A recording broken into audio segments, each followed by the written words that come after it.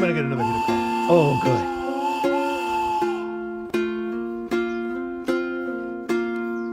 I guess we need a bottle opener too, huh? Well, I mean, I have my ring, but it doesn't work so good on the large format caps. Yeah, got it.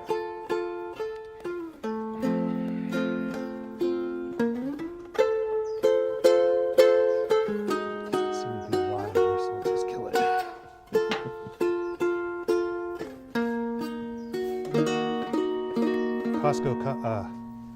The Costco coffee that we get Yeah. went from $30 to $47. What? Yeah.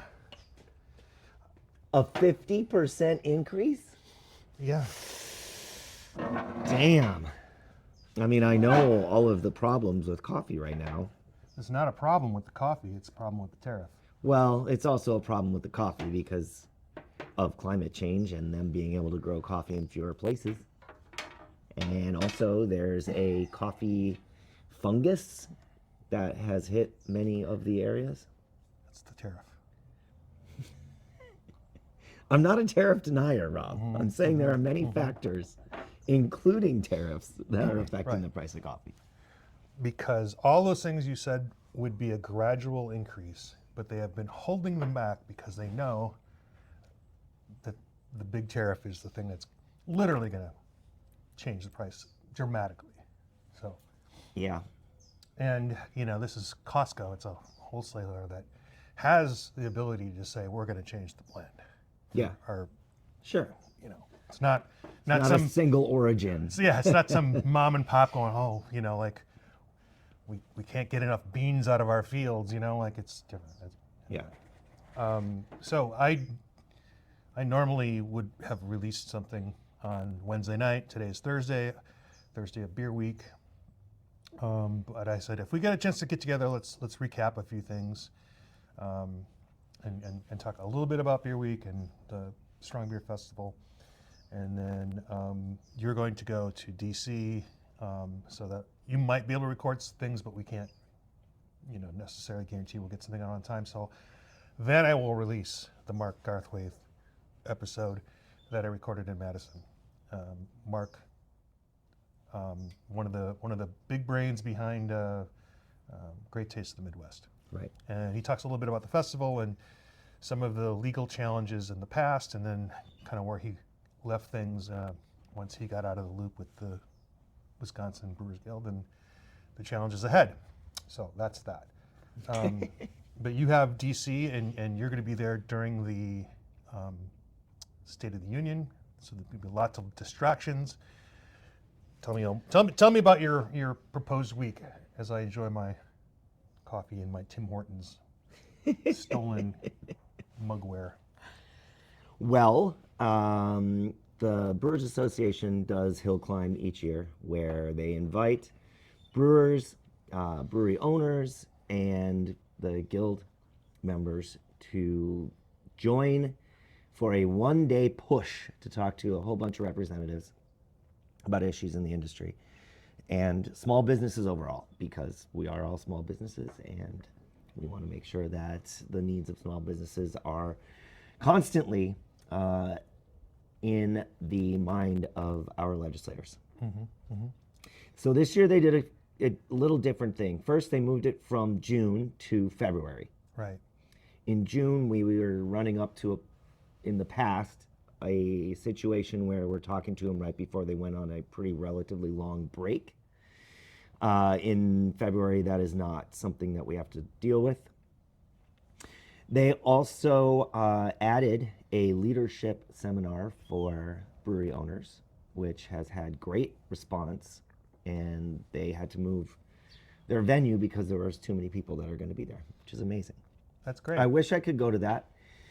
It is $300 fee for that conference or for that portion, and I could not float that. I said if you need more attendees, I'll pay for $150 on my own, but didn't really roll out. So they had enough responses. That wasn't something they needed.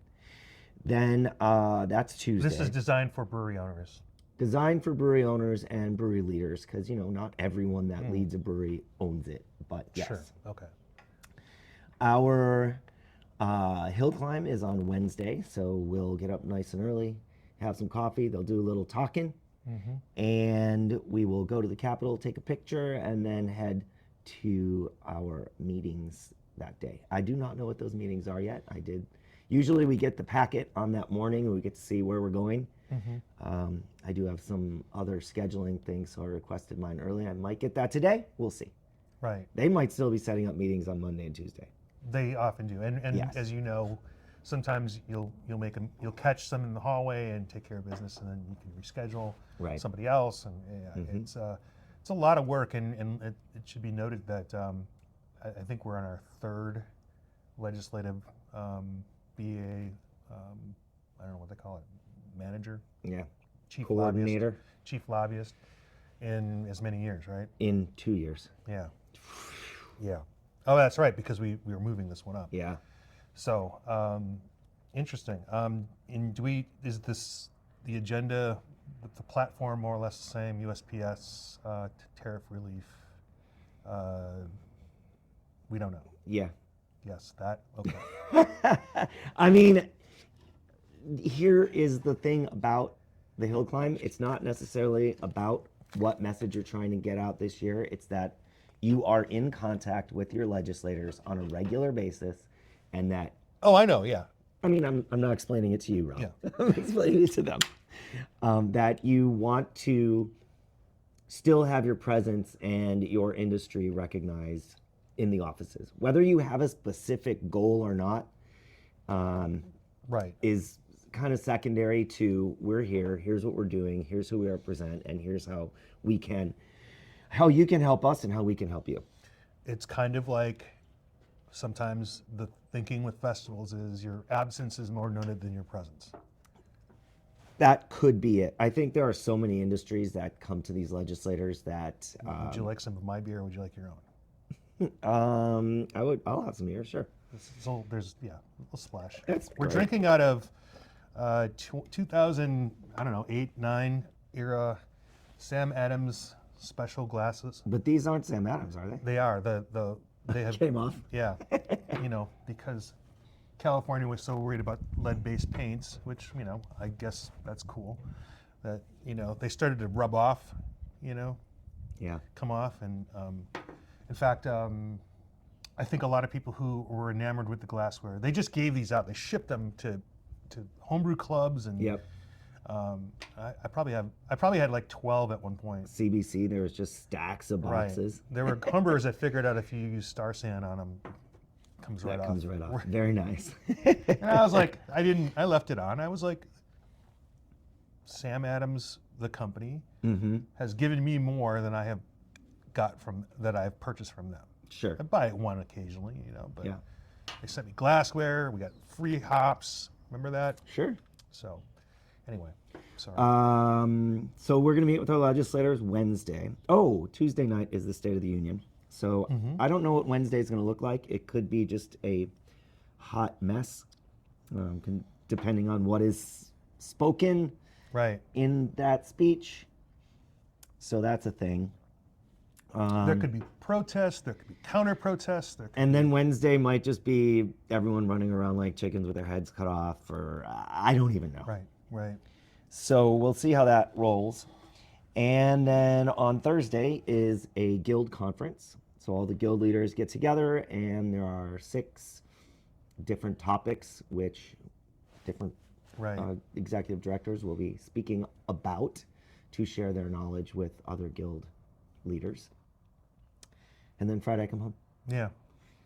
Yeah. It's going to be a packed week. I mean, it's going to be nonstop. It's pretty cool. I was thinking there might be an opportunity for me to be on either one of those ends of the trip. There's also the All-Star karaoke experience. There is. happening. That is Wednesday night will Yeah. be the karaoke party time. Yeah, and it was kind of driven. It was driven by a few individuals, and then it kind of became a guild thing. And I think some of the BA people started getting into it. So it was a good sort of like let's bring everyone back, because Yeah. in some cases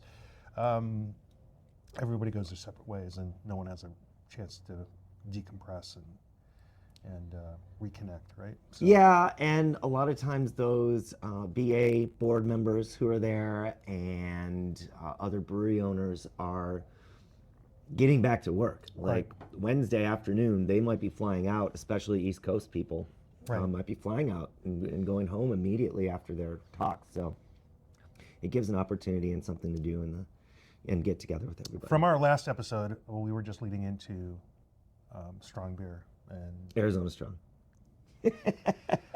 I I don't know if I'm even going to try anymore. no, you It's should. just people. You're just in the middle of the night, 10 years from now. There is Arizona Strong. Just wakes up. Oh, sweats.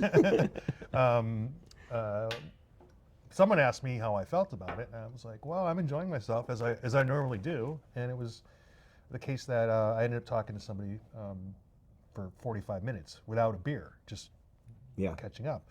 And but when people ask me about Beer Week or strong beer, I say, well, it's a thing to be endured still.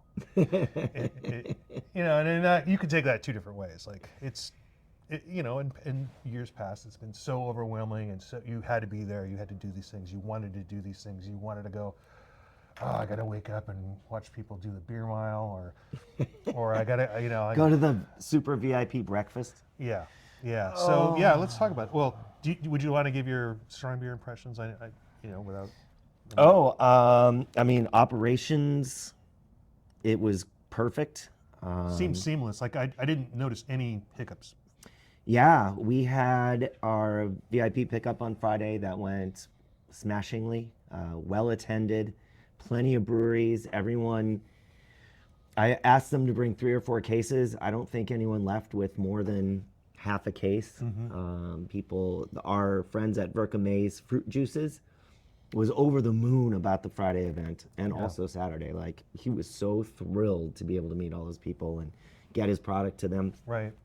Very nice to see. Yeah. No, and I saw Kingman had a good showing. Yeah.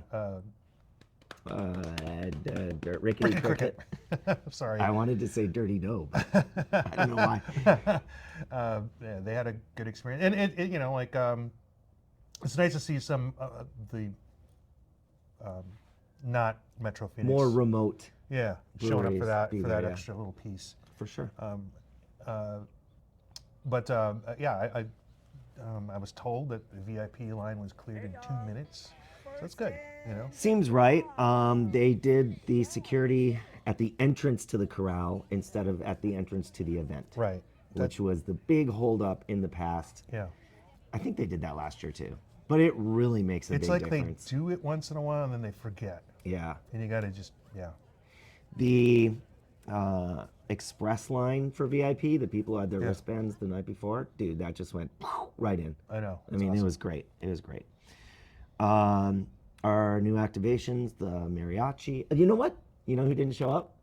The Sons of the American Republic for the A250. Oh, man. They were going to have a pub experience? They were going to have a revolutionary tavern experience. And Steve from Verde Brewing came up and he's like, hey, where's that thing? And I went, well, it's supposed to be right there between Mother Road and Santan. What happened? Where are they? Yeah. Don't know. But obviously, those guys knew because they had merged their activations together and there wasn't a big gap of 20 feet where it should have been. Right. So thanks to them, but I would like to know what happened. I did talk a lot about the it. British got them on the way. must have been, yeah. Waylaid. Maybe it was the Canadians this time. I got an email from the wrestlers that appreciated us having them again, and that's just an activation people love seeing. Yeah. So, it was great. It seemed to be that the Arizona area was well attended, but it was also the one with the breweries putting up the money for the activations. Right, the beer bike. Yeah. That was cool. Yep. Yeah, I threw a camera on there. I was like, how does this not have, like, I don't know, 360 degrees of camera mounts on this thing? Why? Right. So wouldn't you think that's people want to do that? I don't. The shots I got aren't great. It would have been a great way to get all the tent booth names as they went by. I pointed mine too low. I don't know. Maybe I'll put it up on the thing. I used my gimbal Yeah. and put it on a tripod, held it up, and did some walking around, and that worked good. But the first time I did it, same thing. It was pointed way too low. Yeah. And I'm like, oh, well, that doesn't look good. Right. At all. But I have those. If they would have ran someone over, it would have been perfect. It was good. It was good Silent to do that, disco, and then it went away during the general admission, which is perfect because it would have been a nuisance. Right. Silent disco. Beers of note. I don't know. It was more just catching up with everybody. I didn't have a clunker, if that's what anyone wants to know. I didn't have anything terrible. Hasn't been the case in a while. Right. But the reason I bring this up is I think the event's been solidly platformed and performing well, and the weather's been ideal for a while. I just want to say it's there for people who want to come back to it and to introduce new guests. I know the footprint has been, you're very good at adjusting the footprint size to what the expected crowd is because it has that good vibe of crowded but not crowded. Yeah, we did reduce it this year, and I think that was huge. I think it really felt more intimate. Yeah. Of course, I was almost always in the Arizona space when I wasn't doing actual work stuff. But I did go over and I had a delicious beer from Beachwood. Yeah. I had an IPA that was Mosaic. It was wonderful. I got there right at the middle of VIP, and it was kind of ghost towny. And I talked to some of the distributors, and they were like, "Oh no, it picked up, and we'll have one of the beers I had. One of the first beers I had was at the sort of international, right, imported beer section. Yeah, it was in Orval, and what? They had Orval there, and they said they went through a ton of beer. So, great. I mean, yeah. We'll see. And we get that a lot of times. The complaint that we get from our supplier partners is that if you're at the entrance, people come in, they have your beer, they take off and forget about you. Yeah. And that was not the case this year at all. I think the change of the footprint really, people spread out across all of the space in a really good way. Right. Yeah. I did. Well, it happened to me. I didn't make it back. You get a couple conversations in, and there was seating area, it was shady, so. Our good friends at the Arizona Society of Homebrewers did a quick and dirty competition. Right, yeah. I do not have the results of that. They were supposed to send them to me, but they haven't. They did tell the breweries that essentially we told each brewery, give us one beer. Right. And we're going to do one round of one beer from every brewer that wants to participate. Then we're going to pick the 10 top, and we're going to go back. We're going to do another tasting of those, and then we'll have our essentially best of show. Right. So, they were pretty far along at the conclusion of VIP. Yeah. And I don't know what happened, but I do know that Camp Coolship I think did really well from Arizona Wilderness. I never got to have it because they were out of it by the time. I mean, they were out of everything. It went quick. Yeah. I know that Kitsune had a beer that was in the top 3 or 4, and I think maybe Rickety Cricket. There was one more I can't remember, but I had 2 of them. I don't know. I almost took a picture of the list, but I didn't want to have to say I'm not going to send this out. Like I'm not going to. I mean, I should have just done it. Yeah, that's okay. Yeah, you know how to get hold of, and Yeah. and you know, like that story, if it's told immediately, it has some value. But if it has value down the road. It has more value to those breweries individually than it does for the event overall. Sure. Yeah. Absolutely. So. And we're in Beer Week. Yeah. So I went to that, and I went to earlier in the week. I went to TT, talked to most of the Crescent guys. Although that's becoming a more everybody event in the industry. And then I also went to Quail's thing earlier before Strong Beer at the Attic, Oh, And cool. So I got some information that that I'll share with you at some point, and we can think about what we want to do with that information. But it was just different perspectives on what's going on in the world differently than in the past. And, it being the middle of Beer Week, yesterday we went to a lightly attended Girls Pint Out event at Starship on the Starfire. Starfire. What did I call it? Starship. Starship. I mean, that's okay. No, you know what's kind of funny is Tom, our friend Tom, Yeah. Tom the Tom. calls Saltfire Spitfire, and I don't know what he's going to do with if he combines these two ideas. He also called the Superstition Freeway the Metaphysical Freeway. So You know what? The Starfire and Saltfire. Saltfire. Like it gets me so confused. They're like 2 miles from each other, and I'm just like, totally different. But the rooftop thing, it was a little bit weird. The weather was like threatening. It never really happened.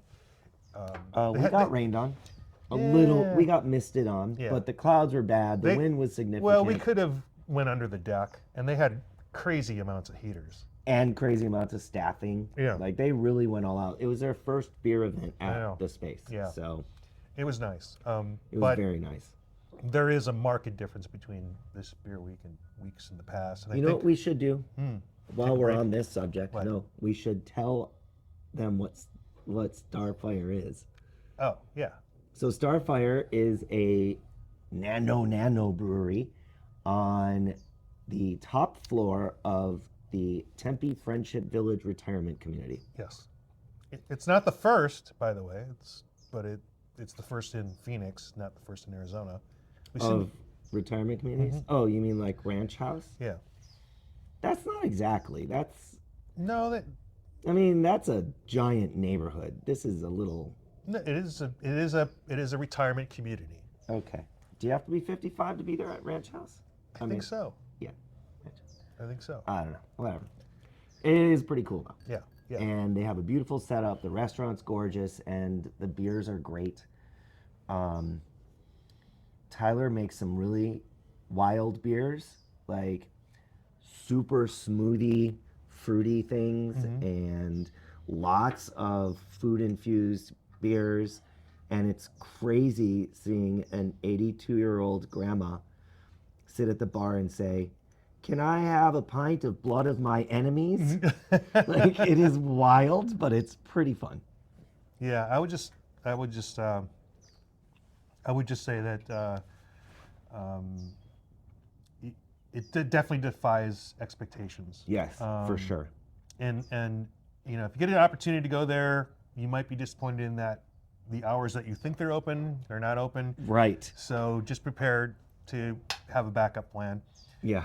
Also, Check the website first. evenings, it's really reserved for their members, and like they're gonna say, we really don't have any room today. You need a reservation because this is dinner hour. That happens. Huh. Yeah, and but then they might shuffle you off to the deck. Or the bar. Yeah. Well, the bar gets full too. Yeah, for sure. So just be understanding. Like, this is their thing. By law, they have to be open. Yes. Do you want to the public? Do you want to make an issue of that? No. You will find somewhere to have a beer and sit on this beautiful deck outside. Well, they're I mean, canning it's now. They gorgeous. might be able to just send you away with something too. I don't know. For sure. Yeah. But Okay. Beer week. No. It was nice in that it was something small and something where I wasn't necessarily expecting to run a lot of people where I would have to. I'm not in the job, but like put on the hat, put on the persona, right? And those things existed in Beer Week as well, but it was just like maybe you would go at 2:00 to a tasting at Total Wine, and you would either know the individuals or it might be an out-of-state person. Sure. So you'd go and you'd chit chat and be very lightweight, but easy and valuable, right? Yeah. So the day before, Wren House, their Paradise Valley location released 4 cask ales on Tuesday. That's what they do anyway. But I'm like, I'm gonna go there. And like, was there a beer week hoopla about it? No, but that's okay. You know, like, but I do think a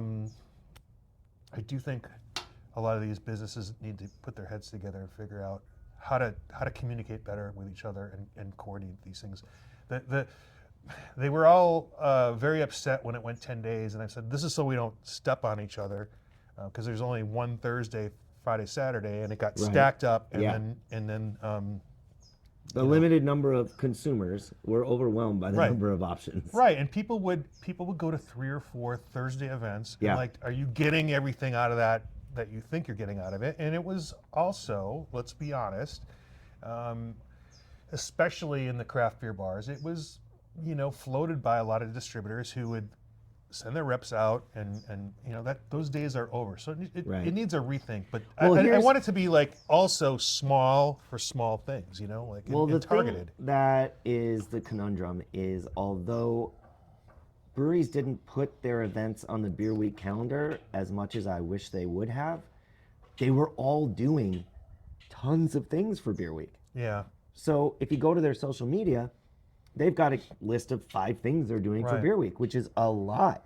But if you go to the Beer Week calendar, go to Flagstaff. Right.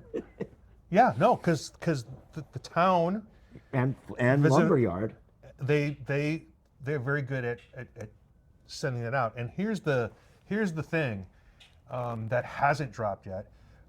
If you have an alcohol business, you are not being referred for new customers on social media. Your stuff, you're at where you're at, and you have to organically grow that. And so you could say, oh, we got all these followers. Like, no, they're aging out. They're leaving the platform for a whole host of reasons.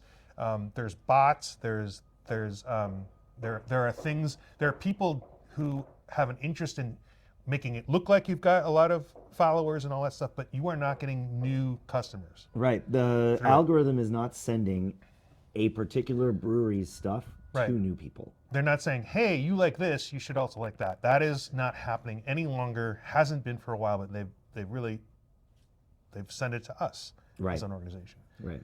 So there's got to be a rethink on that, and you know, it might have to go back to mailing lists and websites and but nothing happens if they don't talk to each other and coordinate a little bit, and also like I'd like to see some of those people at other people's events. Collab beer releases are nice. The happy hour, I think, is an example of what you're talking about.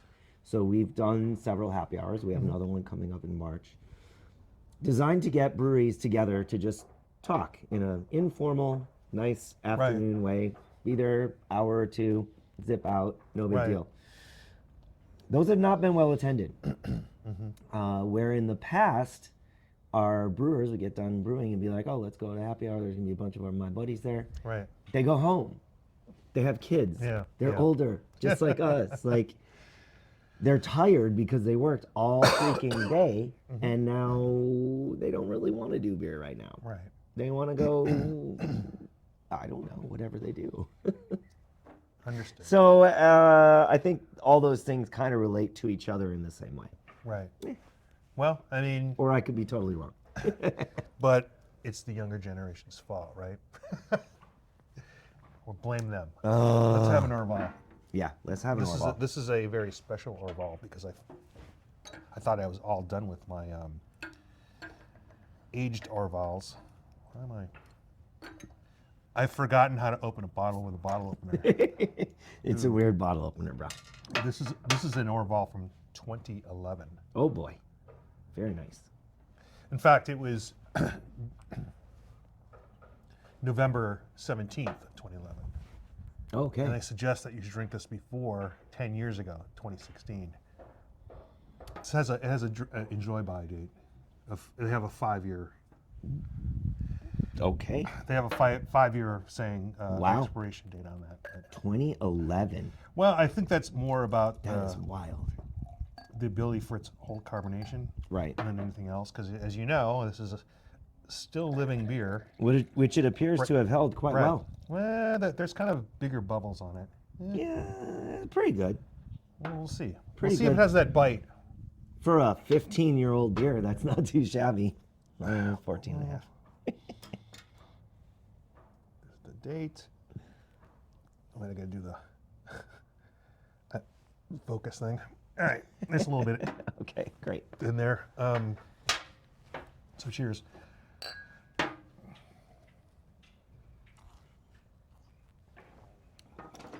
Oh yeah, that mouthfeel is totally gone because that Brett has continued eating all those sugars. It Yeah. is straight up dry. But it has a rich caramel. But it is dry. That's good. Thank you. You're welcome. Thank you.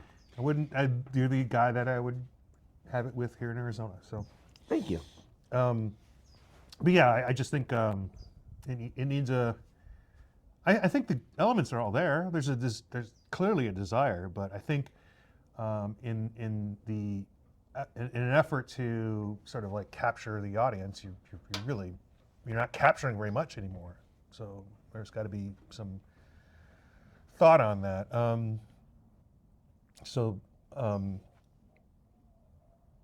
don't know what the next step is on that. Okay. But I also wanted to talk about the Great American Beer Fest, which is moving outdoors. And I wanted to contrast it with our experience with our festival outdoors in February. So they made the announcement that it was not going to be In the Denver Convention Center. Right. It's going to be outdoors. right. 5 miles from downtown. And I'm going to say probably the first podcast after it was at the convention center. I think we pretty much said that this is going to happen. It's not going to be here. It's going to be in a different venue. I Right. think we said that, yeah. Yeah, 100%. And that was sort of leaked on the floor by a couple of folks, and I'm like, yeah, I can understand this. Even at its height, when they were getting 12,000 a per Each session, session, yeah. it was not the largest event at the convention center on that day. They would have these massive car Wow. shows. Yeah. They would have all these other events, and it's a huge complex. And so, with your beer-colored lenses, you didn't see that, but Sure. they never commanded. That's why it always moved, because they Like couldn't. which hall it was in. Right. Yeah. Or what date, because it was like the shifting between late September and early October. And it would with things like Oktoberfest, and it would have been ideal for them to pick a weekend and stick with it for. Like ours. Yeah. So they made the announcement, and they tried to PR it, and I don't know what it's like to work for an organization like the Brewers Association. I know what we have to face when we make announcements. I really wish they would have made, well, maybe they did the calculus wrong, or maybe they don't care, or maybe they don't feel strategically it makes sense, but they just sort of needed to make an appeal before that and say, hey, things are changing, and sort of prepare the field. Apparently they didn't make this announcement with anybody internally, with their volunteers, which is huge. They didn't make any announcements to the guilds at all. No, and I think they're still in the mode where they want to hold on to information, and not. They think that they're the best arbiter of when that goes out, and I'm going to have to disagree with them on that. There was a lot of pushback when the announcement came out. Yeah, so it is at a music pavilion. So it would be like at the last time it was at Steel Indigo Park, barring COVID, that we decided to go back to Mesa Amphitheater. And there might be some great reasons for that, right? That we wouldn't be able to communicate effectively, but the people who are online saying, I'm not going, this is stupid, what are you doing, you guys are ruining it, or you guys can't figure this out, they just don't understand what the larger issues are. They're not doing this. I mean, they're saying that everyone asked to have it outside, so we're having it outside. I mean, They didn't say that. They did literally. They didn't say everyone's asking to have it outside. They said you asked, and I'm not kidding you. They said you asked, and we are doing it. Because I skimmed it, so. that sounds like somebody got hired to do PR, or somebody wanted to emulate PR of. The you asked and we listened thing Yeah. is so overused Yeah. in so many parts of communication that it drives me crazy. Yeah. Because it's bullshit. Like- because if you asked, there's like 4 people then. Right. 4 people asked. Oh, well, that's a big sample. Over like 30 years. Like Yeah. the guy that asked was probably 45 in 2000. 3. Anyway, I don't want to sound like I'm beating up, because here's the thing. People are like, the weather could be terrible. And I'm like, It could. it could be like we have our festival. It could be 64 and sunny. It could be like it was in 2011, complete deluge, and like a 30-degree drop in temperature, 50-mile-an-hour winds. Everybody lost their tent, and I swear to God, right after, it was everybody's favorite event. This was so great. I looked back and reread some of the accounts. One of them, by the way, was Zach Fowle, Yeah, back when he was running for the New Times. right. And one of my friends, I think you know him too, Jeff Moriarty, Uh-huh. and they talked about just enduring it, and like they had nice things to say, like they understood that it wasn't our fault, right? Right. By the way, I wasn't part of it then. I was still with the homebrew clubs, and I was kind of trying to think, like, did we have online tickets? I don't remember. I don't remember how I got my ticket. I think the first year that we had a serious online ticket sales was when I started. Yeah. So I don't know that there was I don't think people were in the habit of checking their emails before they went. I still think that's the case, these days too. But like, there wasn't a way to tell people. Because I definitely had a sense that there might be a weather event, because I literally went to Costco, bought 500 trash bags, and we sold them at The booth. At the the booth. homebrew booth. yeah, for like $2 or $3. Yeah. Like, Yeah. so like, that's a huge markup on it. I mean, but it was perfect. So we sold a bunch of people trash bags so they wouldn't, get wet as much. But those things can happen. But when people say, well, it could snow, like, yes, it could snow. It could do all those things. But you're in Denver, and there are still thousands of people that you would probably want to talk to. They're going to be in the bars. Like, they're going, like, I mean, first off, people don't like change. Yeah. Period. yeah. Period. Second,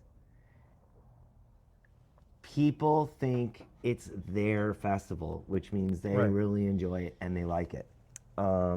People will still come from all over the country to attend it, to see their favorite brewery from across the country that they haven't been to in 5 years, and they Right. want to try the beer again. All the reasons people go to GABF will still be there. People don't go to GABF because, oh, it's indoors and it's always consistent. Right. That's not, they go because they love the experience, and the experience will still be there. It's whatever they make of it. If they Yeah. want to come in and be upset and not do it, I don't know. My biggest question is, how many breweries, A, are they going to be able to fit, and B, are going to want to be there? Right. Because of all this stuff. They've made the decision that they're no longer going to seek the amount of money that they used to make, Mm-hmm. right? Because they haven't made that amount in a while. I know how it is. Yeah. But they've decided is to make an amount of money without investing a lot of money, or as much money. I shouldn't say Right, a lot, right. because it is a big Lower the investment. overhead. Yes. And lower. Believe it or not, even though it's outdoors and there's a lot of things they need to learn, they're trying to lower the risk. Yeah. There are people like, well, they should move it around. Like, literally, I think there are a lot of things that Colorado state law make it easier to do that kind of event. Yes. Like, we would have a problem. Like, if this said, hey, guess what? We're giving it to Phoenix. We're giving it to Arizona. we would have a huge legal issue about breweries sending beer that don't have a physical presence or license here. They would have to get a license in order to serve there. This is the problem that Great Taste is having. Yes. So, And they didn't have that before. No. And they changed the law to make it worse. right. For other reasons. But and also protect their breweries, right? Right. So this is protectionist legal Right. moves. And sometimes right. we're all for that. I think the breweries didn't ask for that. Well, we'll get it. You can listen to the episode coming up, but yeah, but there was totally unintended consequences. But Right. like it literally, if they said, "Hey, yeah, guess what? Next year you guys are having Great American Beer Festival in Phoenix." Like, what an amazing opportunity! But I would tell you, the logistical challenges on the law would be incredible. And like I think our breweries would be like, "This is great." Oh wait, it's not, because like now the burden is on us more so than ever. To supply more beer, to have more events, to host more people, to overextend my staff. Yeah. We don't have the history of the team of volunteers that they have. I mean, like they literally have like 6 or 7 different teams with different colors. Southwest Airlines too. Yeah, and they. Oh yeah, I mean, I don't know. Does it take like 2,500 volunteers to put that on? Does that seem like a number that makes sense? Yeah, Kind of does to me. yeah, for 40,000 people over 4 days. Or I 4 mean, sessions. I get 15, Yeah, and I'm pretty stoked. But they have people at every single booth. right, Every booth, they're Right. pouring beer. right, yes, and they have the ability to say, "Okay, you guys can take a break," and they can go drink. That's not necessarily something that we want to get into in Arizona here. Yeah. We just don't have that same ability. But And they can drink behind the booth all I'm saying is, kind of shut the fuck up and just give it a and shot. just like I'm going to Oktoberfest. I'm coming back. I want to go to GABF. It's a lot. I did it once. I want to do it again. I don't know if it's in the cards. I intend to.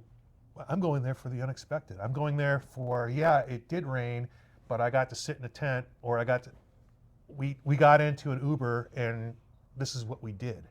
Yeah. I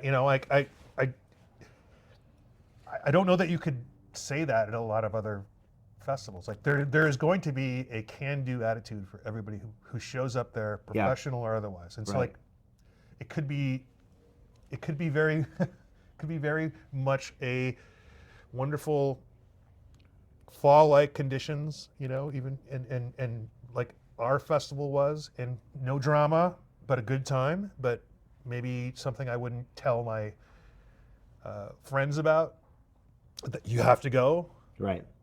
Well, Well, you know what I mean? Like, everything is new.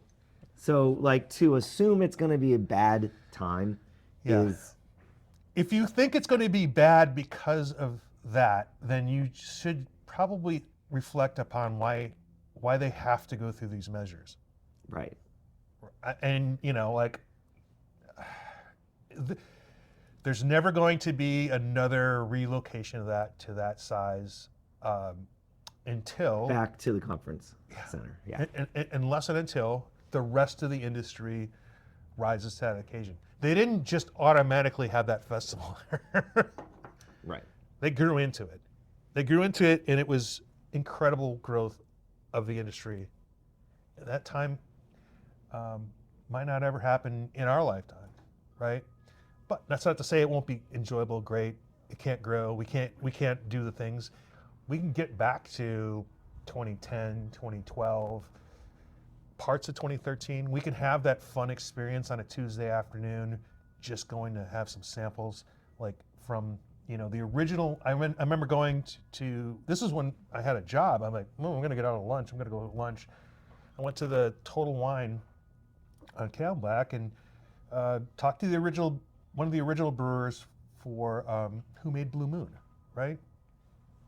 Keith He Villas. was just there. Yeah, Keith Villas, fucking pouring beer. To 12 people. So, what a great time to one-on-one, right? To talk to somebody. And I think that doing little gatherings like that is a great opportunity for our breweries to reach new customers and to say thank you. Right. Like, yeah, what about Wednesday? 5 breweries are going to be together at this Right. place. They're going to have their brewers there. They're going to be sampling some new beers that they're releasing or whatever. Right. And to have just a more casual drop by and check it out kind of environment instead of this high pressure, everyone must perform at this level all the time right now. I don't know, maybe just like a little more lightheartedness and fun instead of everything being like end of the world, we have to make money on everything. Clearly, the guild could help facilitate that. There's no monetary benefit to the guild for doing that, but it's still for the good of the industry. And that's why our members pay dues, is for the good of the industry parts, right? Yeah. Yeah.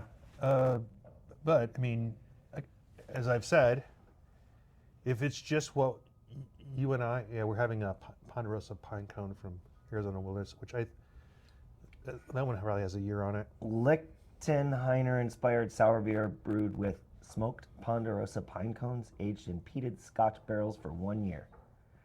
And I don't really see a date. It says winter 2024. Yeah, that's about a year, Yeah. 2 years. Yeah, go ahead. No, you go ahead. No, you. I'm with you on that.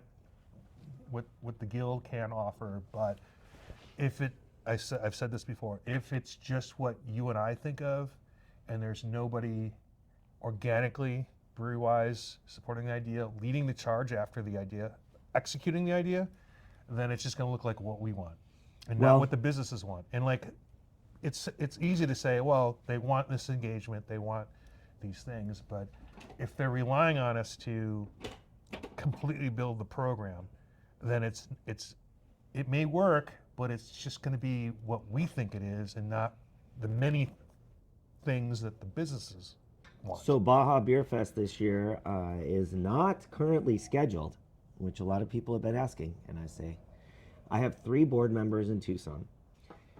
They want to do an event with Tucson Originals, and are talking with them about what that looks like, where it can be, and when they can do it. As breweries know, oh, it's March, April, May, these are our big, busy times. So for restaurants to pull out of that and partner with a brewery on a beer festival is a challenge. It's not undoable. But doing Baja Beer Fest exactly as it has been, is it profitable? Has it been profitable? Yes. Is it really accomplishing any goals that, like you said, our breweries want? I don't know. So the board, those particular board members are very interested in having Baja Beer Fest and making it look different and trying some new things. So there's an example of let the breweries kind of dictate where it's supposed to go. If you just want to have a festival, we could do that. If you want to do something that's a little more personal to you, great, let's work on it together. And so that's happening. I mean, I know things are scaled back, and the legislative front isn't, it's a thing they need to pay attention to, but it's not like they're trying to break new ground or do anything landmark or transformative, unless and until someone puts them in a box that they have to.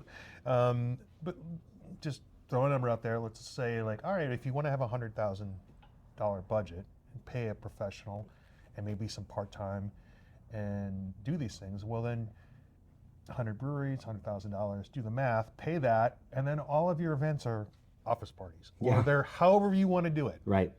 And the goal is to break even, not lose money, not lose your ass, not be a liability.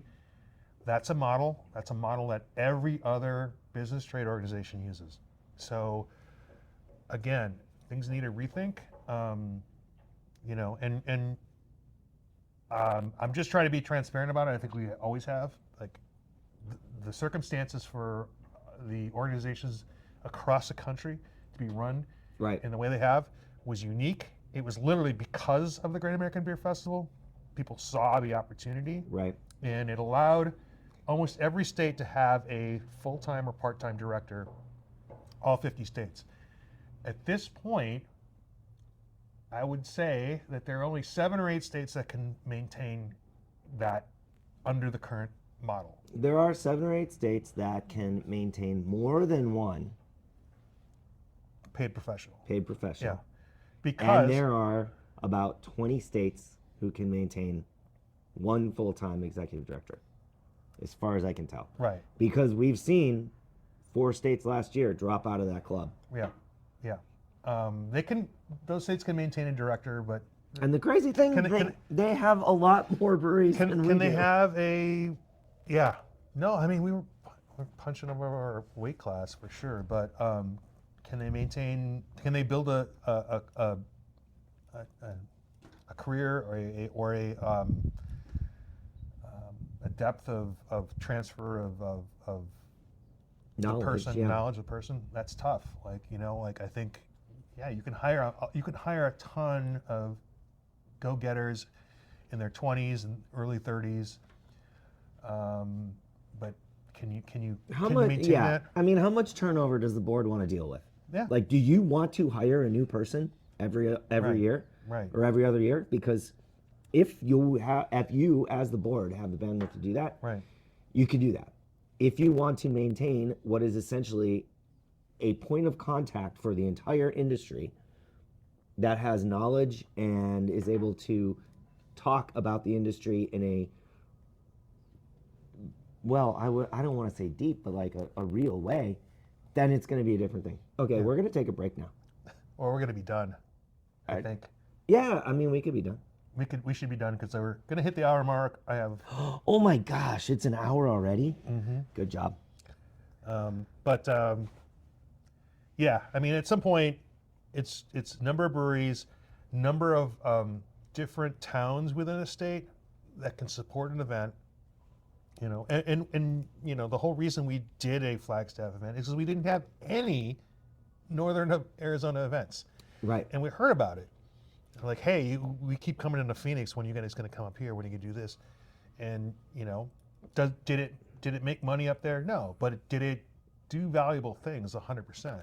Right. Those are not the same thing all the time. No, and frequently not the same thing. You know, I think, but for the hiccup with the park not being available to us and not being able to do something in Tucson, I think that created the opportunity for people to look at it, which should always be looked at, but Right. it wasn't lacking for the number of people. It was a pretty stable event. Yeah. Yeah. And it made a decent amount of money. Yeah, it justified its existence, and For sure. Did it do something? I think that's what we can look at more now instead of did it exist or did it actually do something? So it was a local thing for 25% of our breweries. No, really, like, right? It was local to Tucson. Oh, yeah. 25% or more. of Arizona breweries. Right. Could feel like that's their base of operations for Yeah. an event. So Yeah. that's valuable. Anyway, All right. We'll happy wrap beer it up. week. We didn't say hey, Rob. Andrew Bauman. Now we did at the end. It's fine. Yeah. Sometimes the beer finds you. This is not a beer podcast. It's a podcast about beer. Oh, we did the thing. Excellent. Thanks for watching, listening, and being part of Arizona Craft Beer.